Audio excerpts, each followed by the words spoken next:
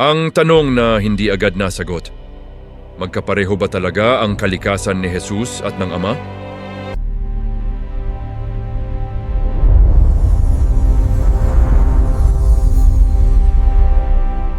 Kung ihahambing sa ating panahon, mapapansin na hindi nagbago ang pangunahing kalagayan ng tao. Marami pa rin sa atin ang naghahangad ng pagbabago sa ugali, sa relasyon, sa direksyon ng buhay at sa pananampalataya. Gusto nating gumalaw ang mga bagay, umusad ang mga desisyon at luminaw ang mga tanong. At kadalasan, gusto natin itong mangyari agad. Kapag hindi dumarating ang linaw sa bilis na inaasahan natin, may tahimik na boses sa loob na nagsasabing baka may mali sa atin o baka wala na talagang sagot. Sanay na tayo sa mundong mabilis magbigay ng solusyon, kaya kapag ang isang tanong ay nananatili, para bang nagiging pabigat ito sa isipan. Ngunit ang mga tanong tungkol sa Diyos ay hindi kailanman sumusunod sa bilis ng mundo. Ang mga ito ay hindi minamadali, hindi rin pinipilit.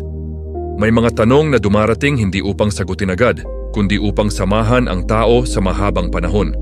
May mga tanong na hindi layong tapusin, kundi palalimin. At sa maraming pagkakataon, ang mga tanong na ito ang mismong humuhubog sa pananampalataya habang wala pa ang sagot. Isa sa mga ganitong tanong ay ang tanong na matagal nang bumabalik sa kasaysayan ng Christianity. Pareho ba ang essence ni Jesus at ng Ama? Sa unang tingin, maaaring isipin na ito ay tanong lamang ng mga scholar at theologian, ngunit sa mas malalim na pagtingin, ito ay tanong ng karaniwang mananampalataya. Ito ay tanong ng taong nagdarasal, ng taong sumasamba at ng taong nagtitiwala. Dahil ang tanong na ito ay hindi lang tungkol sa tamang salita o tamang termino, kundi tungkol sa mismong Diyos na kinakausap ng tao. Kung pareho ang essence ni Jesus at ng Ama, nangangahulugan itong ang Diyos mismo ang pumasok sa kasaysayan, nakibahagi sa kahinaan at nakipamuhay sa sangkatauhan. Ngunit kung hindi sila pareho, kung si Jesus ay mas mababa o hiwalay, nangangahulugan itong may pagitan pa rin ang Diyos at ang tao, at ang ating pagsamba ay nakatuon sa isang nilalang na hindi ganap na Diyos. Sa ganitong paraan, ang tanong ay nagiging tanong ng direksyon ng pananampalataya, hindi lamang ng teolohiya. Sa ikalawa at ikatlong siglo, walang gustong magmadali sa pagsagot ng tanong na ito.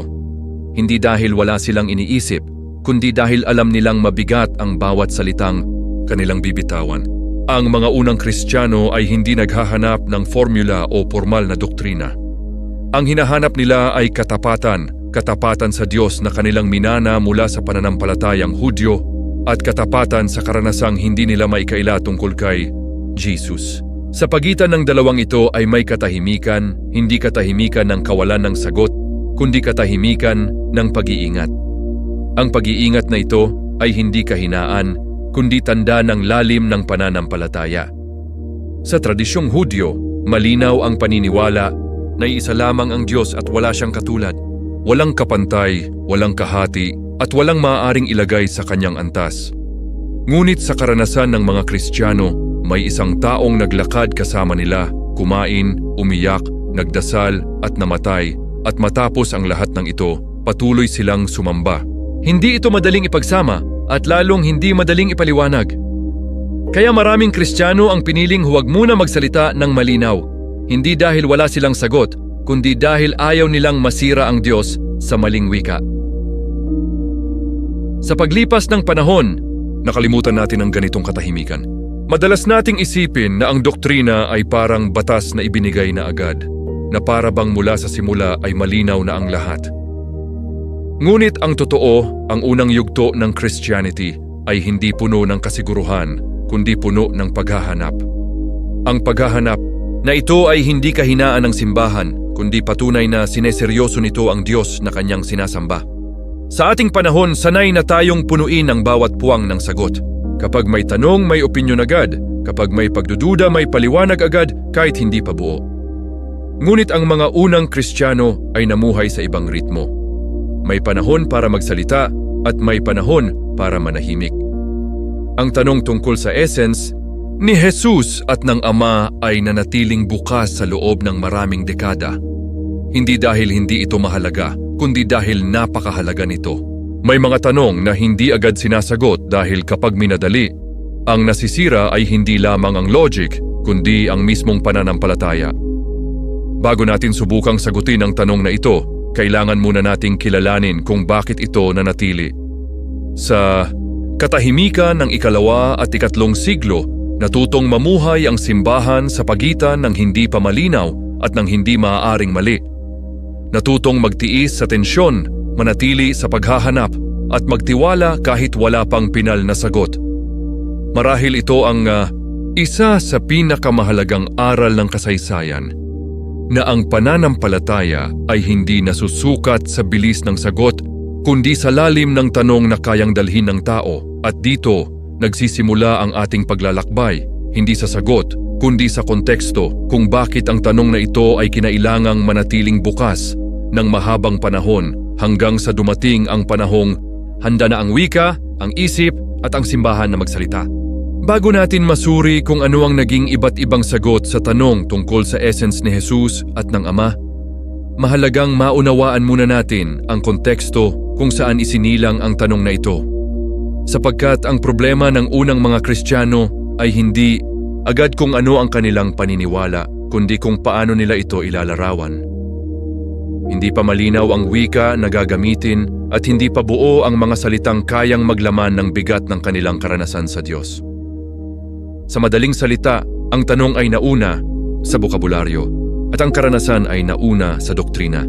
Sa ikalawa at ikatlong siglo, ang Christianity ay wala pa sa anyo na pamilyar sa atin ngayon. Wala pang formal na creed na binibigkas sa pagsamba, wala pang opisyal na listahan ng doktrina na sinusunod ng lahat ng simbahan at wala pang konseho na may kapangyarihang magtakda ng iisang pamantayan ng paniniwala. Ang umiiral noon ay mga komunidad na magkakaugnay sa pananampalataya kay Jesus, ngunit magkakaiba sa paraan ng pagpapaliwanag kung sino siya. Iisa ang sentro ng kanilang pagsamba, ngunit hindi pa iisa ang wika ng kanilang teolohiya. Mahalaga ring tandaan na ang unang mga Kristiyano ay nagmumula sa dalawang magkaibang mundo ng pag-iisip. Sa isang banda ay ang Judaismo na may malinaw at matibay na paniniwala sa iisang Diyos na walang kapantay at walang kahati. Sa kabilang banda naman ay ang mundong Griego na may malalim na tradisyon ng pilosopiya at masalimuot na paraan ng pagsasalita tungkol sa kalikasan ng realidad ng Diyos at ng kosmos. Habang lumalawak ang Christianity sa labas ng Hudyo at pumapasok sa mundong Griego, napilitan ng simbahan na gumamit ng bagong wika upang ipaliwanag ang pananampalatayang ipinanganak sa loob ng lumang wika. Dito nagsimulang maramdaman ang kakulangan ng salita. Alam ng mga Kristiyano na may Ama, may Anak at may Espiritu. Alam din nilang hindi sila sumasamba sa tatlong Diyos. Ngunit wala pa silang malinaw na terminolohiya upang ipaliwanag kung paano nagiging sabay na totoo ang dalawang bagay na ito ang pagkaribasong pagkarisam. Kapag masyadong binigyang diin ang pagkakaiba, lumalabas na tila may higit sa isang Diyos. Kapag naman masyadong binigyang diin ang pagkakaisa, nawawala ang personal na ugnayan sa pagitan ng Ama at ng Anak. Ang problema ay hindi kakulangan sa pananampalataya, kundi kakulangan sa konseptual na kasangkapan.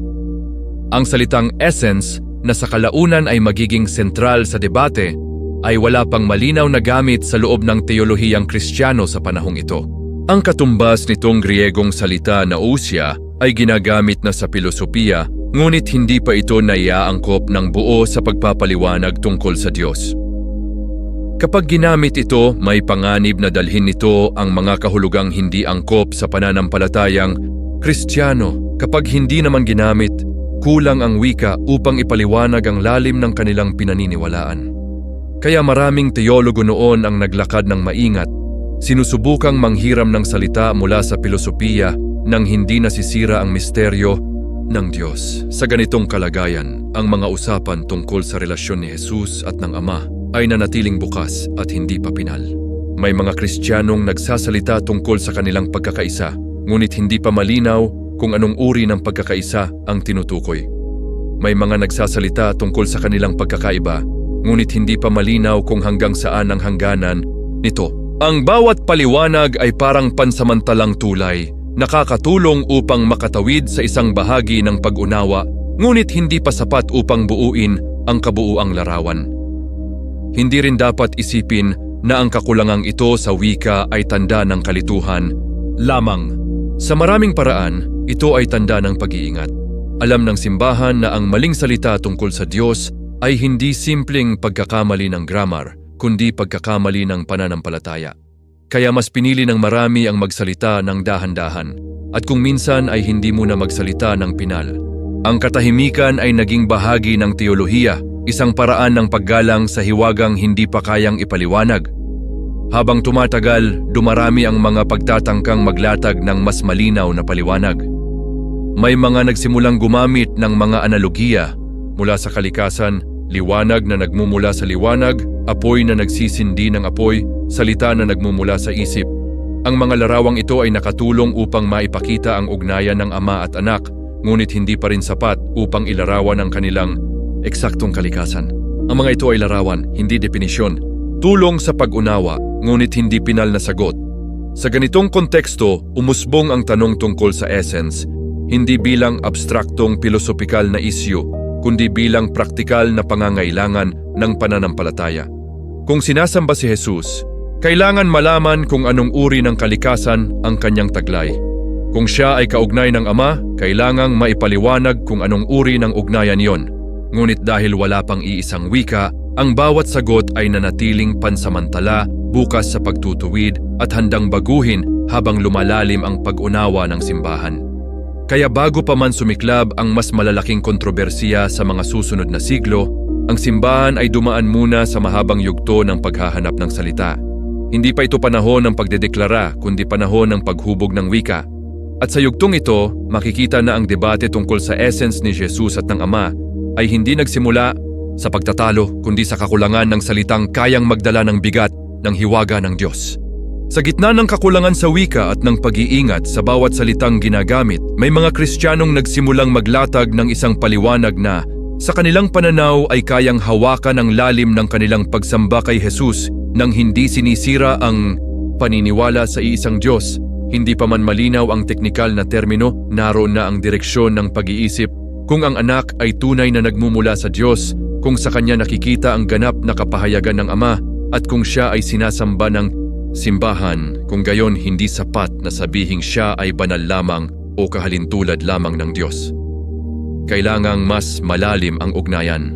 Kailangang mas ganap ang pagkakaisa. Sa ganitong konteksto, unti-unting nahubog ang kaisipan na ang anak ay hindi lamang kaugnay ng Diyos sa layunin o misyon, kundi kaugnay sa mismong kalikasan. Kung ang Diyos ay liwanag, ang anak ay liwanag din. Kung ang Diyos ay buhay, ang anak ay buhay din. Hindi hiwalay, hindi pangalawa, kundi nagmumula sa iisang pinagmumula ng pagka-Diyos. Bagamat hindi pa formal na ginagamit ang salitang homoousios, ang diwa nito ay naroroon na. Ang Ama at ang Anak ay iisa ang substance, iisa ang essence, iisa ang kalikasan ng pagka-Diyos. Ang ganitong paliwanag ay may malalim na pastoral at liturgical na implikasyon. Kung pareho ang essence ng Ama at ng Anak, nagiging malinaw kung bakit sinasamba si Jesus nang walang pag-aalinlangan. Ang pagsamba sa anak ay hindi na nakikitang paglabag sa monotheism, kundi pakikibahagi mismo sa pagsamba sa iisang Diyos. Ang kaligtasan na iniuugnay kay Jesus ay hindi na lamang gawa ng isang hinirang na tao o mataas na nilalang, kundi gawa ng Diyos mismo na kumikilos sa loob ng kasaysayan. Sa ganitong pananaw, ang lapit ng Diyos sa tao ay nagiging mas ganap, mas personal at mas radikal. Subalit habang nagbibigay linaw ang ganitong posisyon sa usapin ng pagsamba at kaligtasan, nagbubukas naman ito ng panibagong tensyon. Kung pareho ang essence ng Ama at ng Anak, paano mananatiling iisa ang Diyos nang hindi nagiging dalawa? Kung parehong ganap na Diyos ang Ama at ang Anak, hindi ba't tila nagkakaroon ng dalawang sentro ng pagka-Diyos? Para sa mga Kristiyanong sensitibo sa Hudyo na paniniwala, sa ganap na kaisahan ng Diyos, ang ganitong wika ay mapanganib. Ang takot ay hindi lamang teoretikal, ito ay takot na baka unti-unting madulas ang simbahan mula sa monotheism tungo sa isang anyo ng Diyos-Diyosan na may higit sa isang banal na persona na hiwalay sa isa't isa. Dahil dito, ang mga nagtatanggol sa pagkakapareho ng essence ay napilitang gumamit ng mga larawan at analogiya upang ipakita na ang pagkakapareho ay hindi nangangahulugan ng paghihiwalay. Madalas nilang gamitin ang imahe ng liwanag na nagmumula sa liwanag.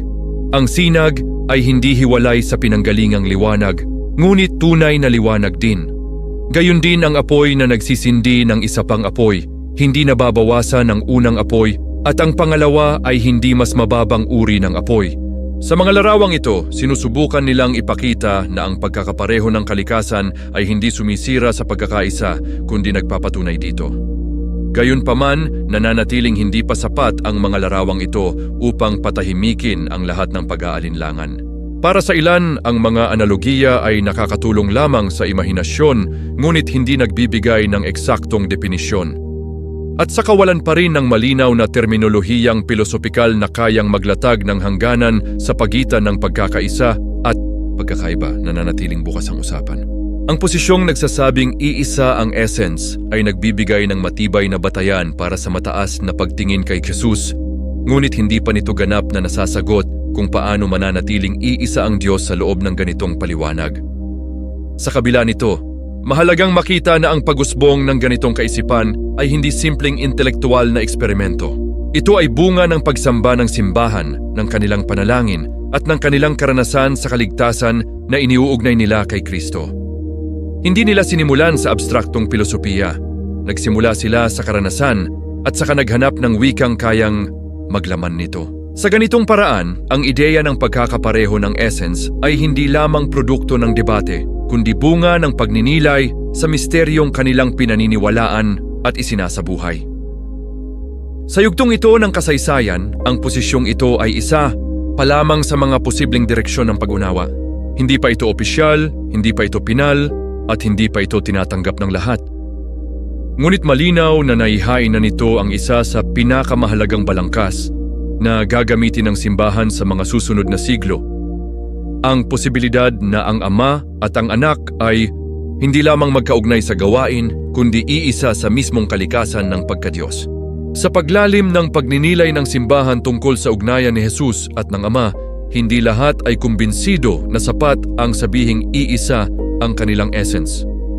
Para sa ilan, ang ganitong pahayag ay tila lumalampas na sa hangganan ng pag-iingat na dapat ibigay sa paniniwalang iisa lamang ang Diyos. Bagamat kinikilala nila ang natatanging papel ni Jesus sa kaligtasan at ang lalim ng kanyang kaugnayan sa Ama, may pag-aatubili silang ipantay ang kanyang kalikasan sa mismong kalikasan ng Diyos. Kaya sa pagitan ng dalawang dulo, ng lubos na pagkakapareho at ng ganap na pagkakaiba, may umusbong na ikalawang landas. Ang paniniwalang ang Anak ay kahawig ng Ama sa substance, ngunit hindi kapareho. Sa ganitong pananaw, pinananatili ang mataas na pagtingin kay Jesus nang hindi tuluyang binubura ang hierarchy sa loob ng pagkadiyos.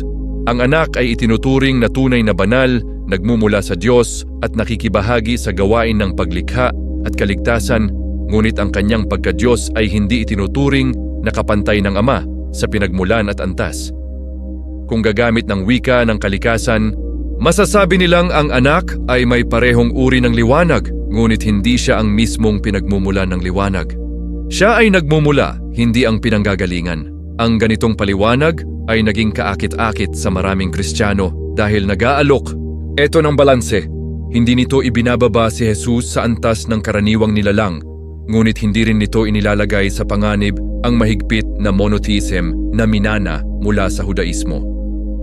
Sa halip na sabihing iisa ang kanilang essence, mas piniling sabihing magkahawig, magkakatulad sa kalikasan, ngunit hindi ganap na magkapareho.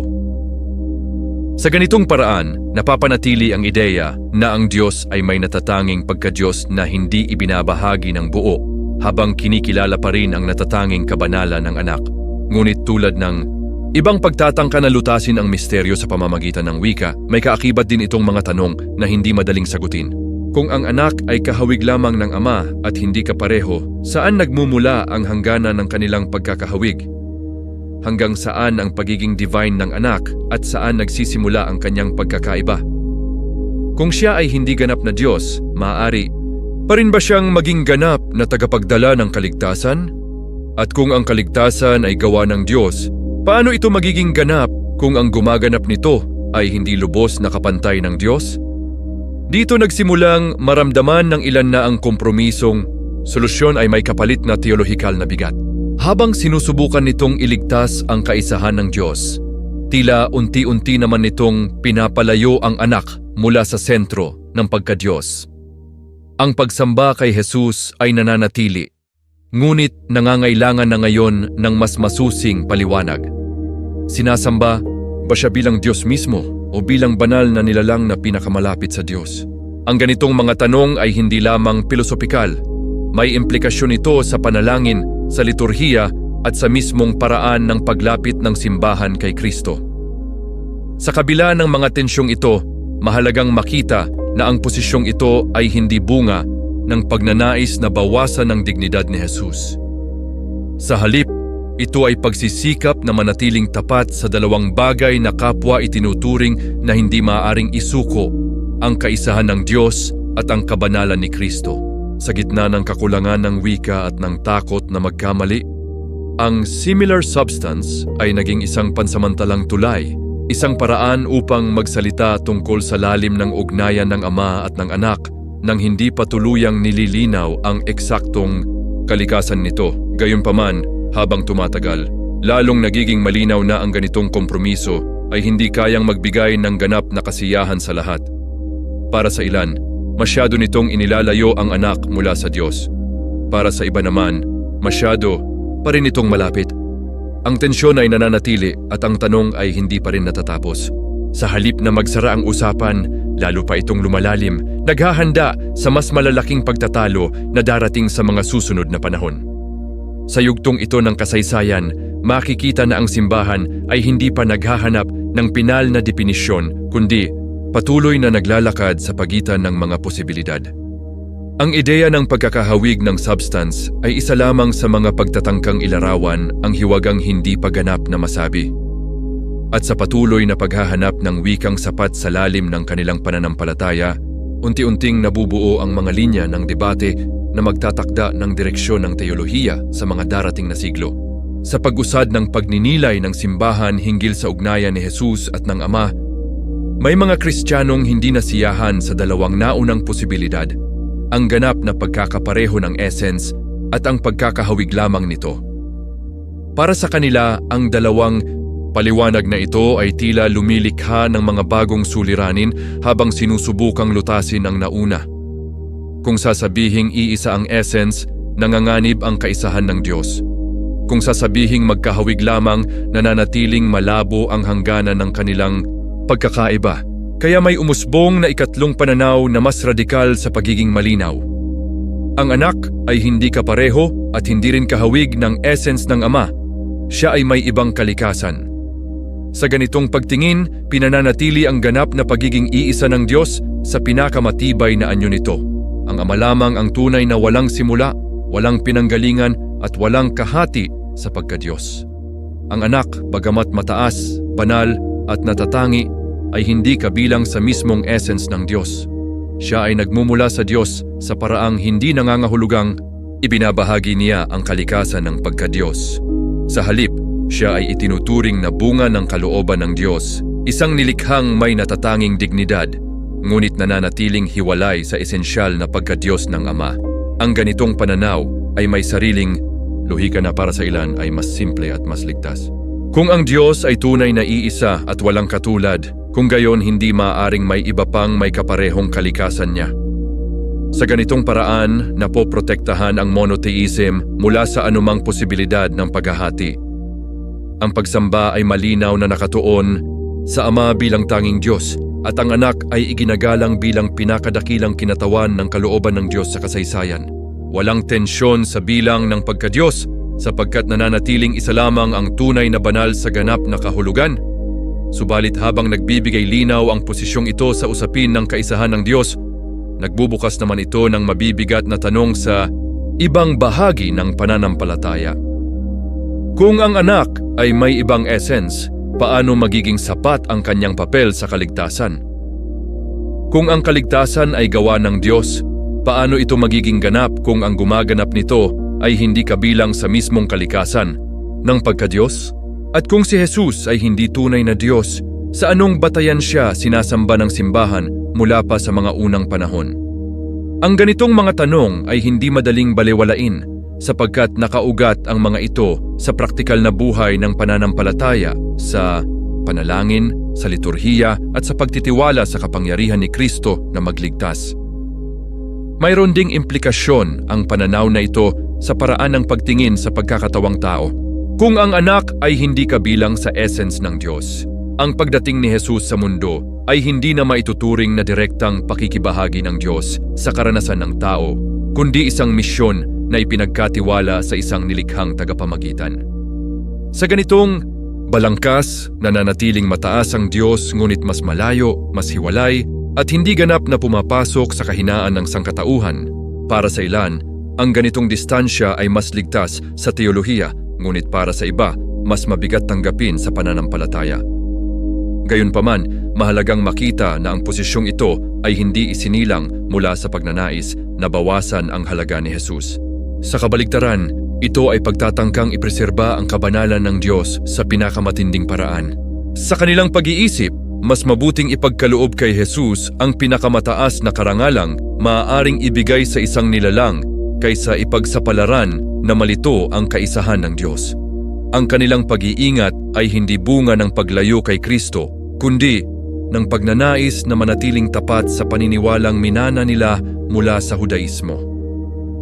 Sa yugtong ito ng kasaysayan, ang ideya na ang anak ay may ibang essence ay hindi pa sistematikong na ipapahayag sa paraang magiging kontrobersyal sa mga susunod na siglo. Ito ay umiiral pa lamang bilang isa sa mga posibleng direksyon ng pag-unawa, isang binhing teolohikal na tahimik na nakatanim sa lupa ng maagang pagninilay ng simbahan. Ngunit sa paglipas ng panahon, habang lalong pinipilit linawin ang ugnayan ng ama at ng anak, ang binhing ito ay tutubo at magbubunga ng mas matinding debate. Sa kabuuan, makikita na ang ikatlong opsyong ito ang nag-aalok ng pinakamalinaw na depensa sa ganap na kaisahan ng Diyos. Ngunit kapalit nito ay ang paglayo ng anak mula sa mismong sentro ng pagkadiyos. Tulad ng ibang pagtatangka, may naililigtas itong bahagi ng pananampalataya at may naiiwang bukas na tanong. At sa patuloy na paghahanap ng simbahan ng wikang kayang pagsamahin ang kaisahan ng Diyos at ang kabanalan ni Kristo, nananatiling bukas ang usapan, naghihintay ng mas malinaw na paghubog sa mga darating na panahon. Sa pagtanaw natin sa mahabang paglalakbay ng simbahan sa ikalawa at ikatlong siglo, mapapansing hindi ang sagot ang nangingibabaw na larawan, kundi ang katahimikan na bumabalot sa tanong. Hindi ito katahimikan ng kawalan ng pag-iisip ni ng pag-iwas sa usapan, kundi katahimikan na bunga ng paggalang sa hiwaga ng Diyos. Habang ang iba't ibang paliwanag ay umuusbong, may nagsasabing iisa ang essence, may nagsasabing magkahawig lamang, at may nagsasabing ganap na iba. Ang simbahan sa kabuuan ay nananatiling maingat, tila pinipiling huwag munang itali sa pinal na wika ang isang misteryong hindi pa lubos na nahahawakan ng isip. Sa ating panahon, sanay tayong isipin na ang kalinawan ng doktrina ay sukatan ng katatagan ng pananampalataya. Kapag malinaw ang definisyon, pakiramdam natin ay matibay ang paniniwala. Ngunit sa unang mga siglo, iba ang ritmo ng pagunlad ng teolohiya. Bago naging malinaw ang mga salita, naging malinaw muna ang karanasan. Bago nailatag ang mga termino, naranasan muna ng simbahan ang pagsamba, ang panalangin, at ang kaligtasan na iniuugnay nila kay Kristo. Ang kanilang pag-unawa ay hindi nagsimula sa definisyon, kundi sa pakikipagtagpo, at ang definisyon ay dahan-dahang sumunod lamang sa paglipas ng panahon. Sa ganitong liwanag, ang katahimikan ay hindi tanda ng kahinaan, kundi ng paglalim. Ang simbahan ay natutong mamuhay sa pagitan ng dalawang bagay na kapwa hindi nila kayang bitawan. Ang ganap na kaisahan ng Diyos at ang ganap na kahalagahan ni Jesus sa kaligtasan. Hindi pa nila alam kung paano ito pagsasamahin sa iisang wika, ngunit alam nilang pareho itong dapat panghawakan. Kaya sa halip na pumili agad ng isang sagot na maaaring magtaboy sa isa sa dalawang katotohanan, pinili muna nilang manahan sa tensyon, hinahayaan itong hubugin ang kanilang pag-iisip at pananampalataya. May kakaibang karunungan sa ganitong uri ng paghihintay sa mundo na madalas naghahanap ng agarang resolusyon, ang kakayahang manatili sa hindi pa malinaw ay anyo ng disiplina ng pananampalataya. Hindi ito kawalan ng direksyon, kundi pagkilala na may mga katotohanang hindi agad napipiga sa pinal na wika. Ang tanong tungkol sa essence ni Jesus at ng Ama ay nanatiling bukas, hindi dahil sa kapabayaan, kundi dahil sa pag-unawang ang maling bilis ay maaaring magbunga ng maling teolohiya. Sa pagdaan ng mga dekada, ang katahimikang ito ay nagsilbing espasyo kung saan unti-unting nahubog ang wika ng simbahan. Dito nasubok ang iba't ibang paliwanag, dito nasala ang mga konseptong hindi kayang magdala ng kabuuan ng pananampalataya, at dito rin hinintay ang panahong magiging handa ang simbahan sa isip, sa wika at sa pagkakaisa upang magsalita ng mas malinaw. Ang katahimikan ay naging parang sinapupunan ng doktrina. Tahimik sa labas, ngunit may hinuhubog sa loob. Kung tutuusin, may mahalagang paanyaya ang bahaging ito ng kasaysayan sa ating panahon. Ipinapaalala nito na ang pananampalataya ay hindi laging sinusukat sa dami ng sagot na hawak, kundi sa lalim ng misteryong kayang igalang. May mga tanong na hindi agad tinatapos dahil bahagi sila ng proseso ng paghubog sa isip at puso ng mananampalataya. At sa maraming pagkakataon, ang paghihintay sa tamang salita ay mas tapat kaysa sa paglikha ng mabilis na paliwanag. Sa huli, bago paman dumating ang mga formal na definisyon at konsehong magtatakda ng doktrina, ang simbahan ay dumaan muna sa mahabang yugto ng katahimikan. Isang katahimikan na hindi hungkag kundi puno ng paghahanap, pag-iingat at paggalang sa hiwaga ng Diyos. Sa katahimikang ito, natutong maglakad ang pananampalataya nang hindi pa buo ang mapa, nagtitiwala na darating ang linaw sa tamang panahon. At marahil ito ang pinakamahalagang larawan na dapat dalhin mula sa yugtong ito ng kasaysayan. Na bago nabuo ang mga salita tungkol sa kalikasan ni Kristo, nabuo muna ang isang simbahan na marunong manahimik sa harap ng misteryo, isang katahimikan na hindi tanda ng kawalan ng pananampalataya, kundi ng lalim nito.